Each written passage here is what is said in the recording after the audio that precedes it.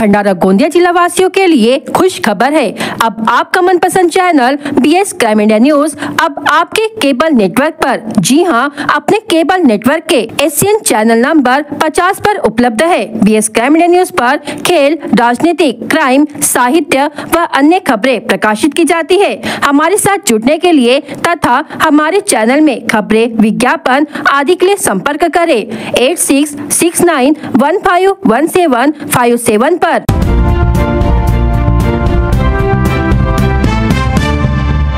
गोसे खुद बांध में जल स्तर नियंत्रित रखने के उद्देश्य से शनिवार को सुबह 10:40 पर बांध के 27 दरवाजे खोले गए। इससे 3044.33 क्यूमेक्स पानी का विसर्जन वैनगंगा नदी में किया जा रहा है। इससे पहले रात 12:18 पर 5 दरवाजे और सुबह 8:17 पर 17 दरवाजे खोलकर 2000 क्यूमेक्स पानी छोड़ा गया। इस जल प्रवाह में बांध के दोनों जल विद्युत प्रकल्पों से छोड़ा गया पानी भी शामिल है। बांध में जल संचय बढ़ने और धापेवाड़ा बांध से जल विसर्ग की स्थिति को देखते हुए अंदाजा लगाया गया है कि कुछ ही घंटों में गोसे खुद प्रकल्प से छोड़े जा रहे पानी की मात्रा 4500 क्यूमेक्स तक पहुंच सकती है। इसी कारण प्रशासन ने नदी किनारे रहने वाले नागरिकों, मछुआरों और किसानों को विशेष सतर्कता बरतने तथा अनावश्यक रूप से नदी क्षेत्र में न जाने की अपील की है। आपदा प्रबंधन विभाग ने 6, 8 और 9 जुलाई को येलो अलर्ट और 7 जुलाई को ऑरेंज अलर्ट की सूचना दी है।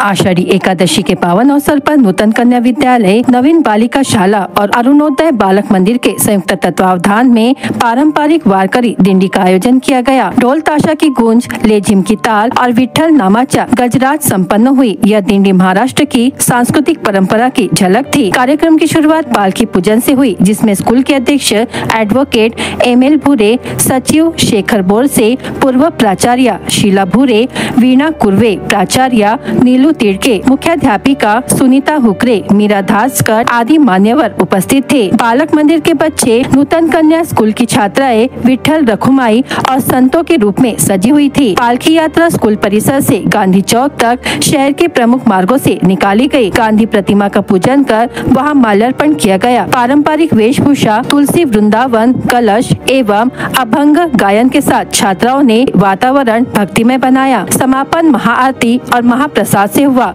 रोहिणी मोरिल ने कार्यक्रम का संचालन किया। इस कार्यक्रम की सफलता में शिक्षक, पालक, छात्राएं और पुलिस विभाग का विशेष योगदान रहा।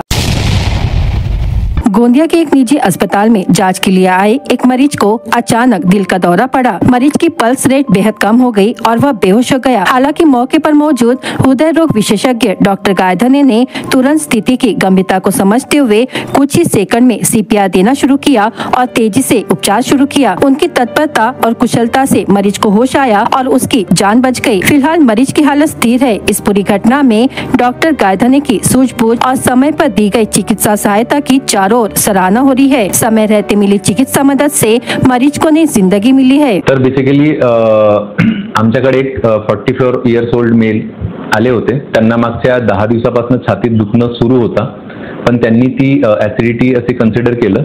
तसं बघितलं तर या रुग्णाला सिगारेट स्मोकिंग ही एक सवय होती. बाकी ॲज BP, शुगर किंवा कोलेस्ट्रॉल असे नोन आजार नव्हते, पण ते खूप हेवी स्मोकर होते.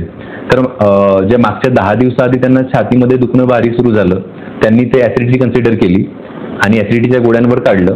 त्याच्यानंतर जे अचानक छातीत तीव्र वेदना सुरू झाल्या, त्याला पण ते पुन्हा ऍसिडिटी समजूनच आमच्याकडे आलेत. त्यांना आल्या लगेच आम्ही इकोला घेतलं आणि इको करताना मी बघितलं की अचानक त्यांची हृदयाची गती, मी त्यांच्याशी कंटिन्यूस बोलतच होतो आणि बोलता बोलता बघितलं की ते निरुत्तर झालेत, अचानक शून्य झालेत आणि इकोमध्ये त्यांची हृदयाची गती ठप्प पडली. मी त्वरित त्यांना CPR देऊन आणि 3 DC शॉक देऊन त्यांना आम्ही जिवंत केले. राष्ट्रीय महामार्ग क्रमांक 53 पर बनाया गया 14.8 किलोमीटर लंबा बाईपास शहर की भारी यातायात कम करने के लिए महत्वपूर्ण साबित हो रहा है। नागपुर, रायपुर, कोलकाता मार्ग पर भारी वाहन शहर से होकर गुजरते थे, जिससे आवाजाही में विलंब और ईंधन भी खर्च होता था। दुर्घटनाएं भी अधिक होती थी। भंडारा बाईपास के कारण यातायात सुलभ होगी। उक्त प्रतिपादन केंद्रीय परिवहन मंत्री नितिन गडकरी ने किया। वे महर्षि विद्या मंदिर प्रांगण में 5 जुलाई जुलाई को आयोजित लोकार्पण समारोह में बोल रहे थे। इस समय मंच पर सांसद डॉक्टर प्रशांत पडोले, विधायक नरेंद्र भुंडेकर, विधायक परिणय फूके, विधायक संजय पुराम, विधायक राजू कारेमोरे, पूर्व सांसद सुनील मेंढे, भाजपा जिलाध्यक्ष आशु गोंडाने, जिलाधिकारी डॉक्टर संजय कोलते, पुलिस अधीक्षक नूरुल हसन आदि मान्यवर उपस्थित थे। भंडारा बाईपास यह हरित क्षेत्र ग्रीन फील्ड में होने के कारण एक्सेस नियंत्रण, सर्विस रोड, उड़ान पुल एवं अंडरपास के साथ तैयार किया गया है। साथ ही वन्य प्राणियों की सुरक्षा को ध्यान में रखकर अंडरपास ध्वनि अवरोधक के साथ ही चेन लिंक फेंसिंग का समावेश किया गया है। इससे पूर्व नागपुर जिले के मौदा में वाई जंक्शन पर 6 लेन उड़ान पुल का लोकार्पण किया गया। लोकार्पण कार्यक्रम में केंद्रीय मंत्री नितिन गडकरी ने बताया कि भंडारा नागपुर के 4 लेन मार्ग को 6 लेन बनाने का ठेका जिस ठेकेदार को दिया गया उसने काम शुरू नहीं किया। ठेकेदार से काम छीनकर अब दूसरे ठेकेदार को दिया जाएगा। यह निर्माण कार्य लगभग 4 माह में शुरू होने की बात गडकरी ने कही। इसी तरह से भंडारा शहर के 9 किलोमीटर राष्ट्रीय महामार्ग के सीमेंटीकरण के लिए 100 करोड़ रुपए मंजूर किए हैं। वहीं तलाकनी तहसील के मानेगांव सड़क में लगभग 78 करोड़ रुपयों की लागत से लगभग अंडरपास बनाया जाएगा, जिससे दुर्घटनाएं घटेगी। आज मला अतिशय मनापासून आनंद झाला, कारण ज्या काळामध्ये मी विद्यार्थी असताना भंडारामध्ये अनेक वेळा स्कूटरवर यायचो नागपूरवरून आणि इथून लाखनीला आणि पलीकडे साकोलीपर्यंत कामाकरता जात होतो। त्यावेळी अनेक वेळा जुना उड्डाणपूल जो होता वैनगंगेवरचा तो नेहमी पाऊस आला की पाण्यात डुबून जायचा आणि मग ट्रॅफिक बंद व्हायचा आणि काही वेळा तर हे पाणी भंडारा शहरात देखील शिरायचं। ही एक मोठी समस्या होती। त्यानंतर मी बांधकाम मंत्री झालो आणि वैनगंगेवर एका मोठ्या पुलाची निर्मिती झाली। पण आज मी केंद्र सरकारमध्ये राष्ट्रीय महामार्गाचा मंत्री झालो आणि आज जवळपास 735 कोटी रुपयाचा अतिशय आधुनिक असा नवीन बायपास आज भंडाराला मिळाला। याबद्दल भंडाराच्या जनतेचं मी मनापासून अभिनंदन करतो। त्याचबरोबर मौदा आणि भंडारा या दोन्ही ठिकाणी अनेक ॲक्सिडेंट होत होते। आताच मला एसपी साहेबांनी सांगितलं की 25-30 लोकांचा मृत्यू या ठिकाणी हा बायपास नसताना या रस्त्यावर ॲक्सिडेंटमुळे झाला। त्यामुळे आता ॲक्सिडेंट होणार नाही ही देखील आपल्या सगळ्यांकरता आनंदाची आणि समाधानाची गोष्ट आहे। दुसरं, याच रोडवर मौद्यावर जे वाय जंक्शन होतं तिथे पण खूप ॲक्सिडेंट व्हायचे आणि आज त्या ठिकाणी देखील जवळपास 1.44 किलोमीटरचा 6 लेनचा 84 कोटी रुपयाचा पूल बांधून पूर्ण झाला आणि त्यामुळे या रस्त्यावर दोन्ही ठिकाणी या दोन्ही 6 लेनचा भंडारा बायपास आणि मौद्याचं जंक्शन या दोन्हीमुळे फार मोठी राहत इथल्या जनतेला मिळणार आहे। मला एक गोष्टीचं नेहमी अतिशय क्षम्य वाटत होतं की आपला कलकत्ता मुंबई हा जो हायवे आहे हा सगळा 6 लेन आहे, पण साकोली आणि लाखनी आणि साकोली ते देवरी यामध्ये फॉरेस्टवाल्यांनी परवानगी न दिल्यामुळे याचं काम होऊ शकलं नाही। आता त्यात काही प्रमाणात काम झालं, पण नागपूर ते भंडारा रस्ता एका प्रायव्हेट कॉन्ट्रॅक्टरला बीओटी मध्ये दिला गेला होता। या रस्त्याची मागणी मंचावर बसलेल्या सगळ्या लोकप्रतिनिधी वारंवार केली आणि या रस्ता देखील 4 लेन होता आणि ट्रॅफिक 44,000 क्युसेस होता। त्यामुळे इथे येण्यापूर्वीच 25 दिवसापूर्वी त्या कॉन्ट्रॅक्टरला आम्ही टर्मिनेट केलं आणि त्याच्याकडनं ते काम काढून घेतलेलं आहे आणि पुढे 4 महिन्याच्या आत नागपूर ते भंडारा या 6 लेन कामाची सुरुवात होईल अशी घोषणा पण मी या ठिकाणी करतो आहे। मानेगाव येथे पण खूप ॲक्सिडेंट होत होते, तो व्हीओपीचा आज भूमिपूजन झालं जवळपास 78 कोटी रुपयाचा आणि त्याचबरोबर सगळ्यात महत्त्वाची गोष्ट म्हणजे भंडारापासून तुमसरकडे जाणारा रस्ता राष्ट्रीय महामार्ग राहून गेला होता।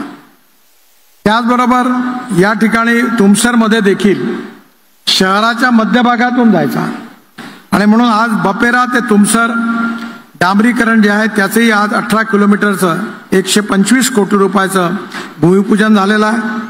खापा ते भंडारा 28 किलोमीटरचं डांबरीकरण रुंदीकरण हे 38 कोटी रुपयाचं हेही पण आज मंजूर झालेलं आहे। याचाही पण मला विशेष रूपाने आनंद आहे।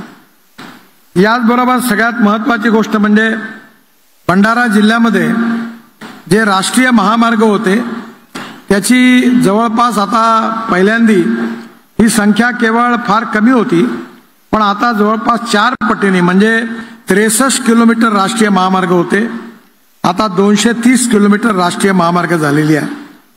आणि विशेषतः 292 किलोमीटर राष्ट्रीय महामार्ग आता अस्तित्वात आहे आणि 12 किलोमीटरची जी लांबी आहे यात 393 किलोमीटरची 4400 कोटी रुपयाची कामही पण पूर्ण झालेली आहे. यातली महत्त्वाची कामं म्हणजे लाखनीला 6 लेनचा फ्लायओव्हर झाला, साकोलीला 6 लेनचा फ्लायओव्हर झाला, भंडारा बायपास झाला, मोहद्याचं वाय जंक्शन झालं आणि त्याचबरोबर NHPWD भंडारा रामटेक, साकोली लाखांदूर वडसा, मनसर रामटेक तुमसर तिरोडा, निलज फाटा पवनी भंडारा याही रस्त्याची कामं काही पूर्ण झाली, काही प्रगतीपथावर आहे.